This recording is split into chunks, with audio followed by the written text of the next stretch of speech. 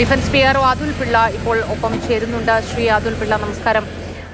സൈന്യത്തിന്റെ ഭാഗത്തുനിന്ന് സാധ്യമായതൊക്കെ ചെയ്യുമെന്ന് നമുക്കറിയാം. എങ്കിലും അവിടെ ഒരു ആക്ഷൻ പ്ലാൻ സൈന്യത്തിന്റെ ഭാഗത്തുനിന്ന് ഉണ്ടാവുന്നത് എങ്ങനെയായിരിക്കുമെന്നാണ് പ്രതീക്ഷിക്കേണ്ടത്? ഹലോ, നമസ്കാരം. ഇപ്പം ഈ രാവിലത്തെ ഇൻപുട്ട് കിട്ടിക്കഴിഞ്ഞിട്ട് ഇന്ത്യൻ ആർമിയുടെ ഒരു 200 മെൻ ടീം, ഈ ടീം വന്നേക്കുന്ന DSC സെന്റർ കണ്ണൂരിൽ നിന്നും പിന്നെ 122 TA ബറ്റാലിയൻ കോഴിക്കോട് നിന്നും ആ സൈറ്റിലോട്ട് ഡിസ്പാച്ച് ചെയ്തിട്ടുണ്ട്. ഈ ടീമിനകത്ത് സോൾജേഴ്സ് അല്ലാതെ തന്നെ മെഡിക്കൽ ടീമും ഉണ്ട് ഈ ടീമിൽ.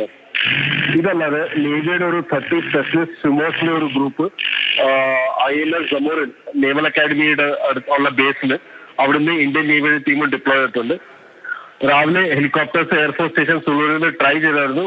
Because of adverse weather condition അവർക്ക് ലാൻഡ് ചെയ്തില്ല. അതല്ലാതെ നേവിയുടെ INS Garuda naval air station കൊച്ചിയിൽ അവിടെ ഫ്ലൈറ്റ്സ് ഞങ്ങൾ റെഡി. ദ മൂവ്മെന്റ് ഒരു ഫേവറബിൾ വെതർ കണ്ടീഷൻ ചെയ്യുമ്പോൾ അവിടെ നിന്ന് ഫ്ലൈറ്റ്സ് ഓപ്പറേറ്റ് ചെയ്യും.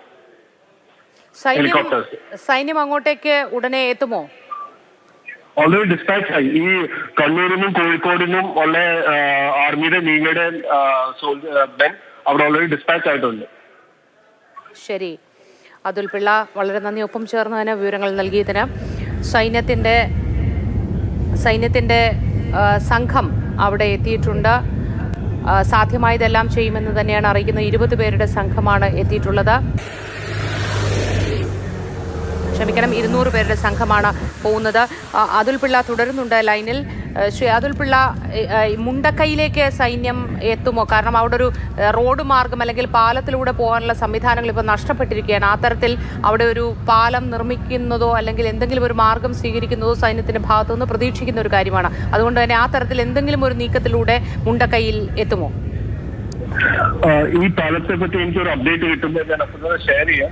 ഇത് ഓൾറെഡി ഇൻഫോർമേഷൻ കിട്ടിയിട്ടുണ്ട്. അത് അവിടെ നിന്നൊരു അപ്ഡേറ്റ് ആർമിയുടെ കിട്ടുന്നുണ്ടെങ്കിൽ ഞാൻ അത് ഷെയർ ചെയ്യാം മീഡിയയുടെ. ശരി, വളരെ നന്ദി അതുൽ പിള്ള. ഡിഫൻസ് പിആർഒ അതുൽ പിള്ളയാണ് ഒപ്പം ചേർന്നത് വിവരങ്ങൾ നൽകിയത്.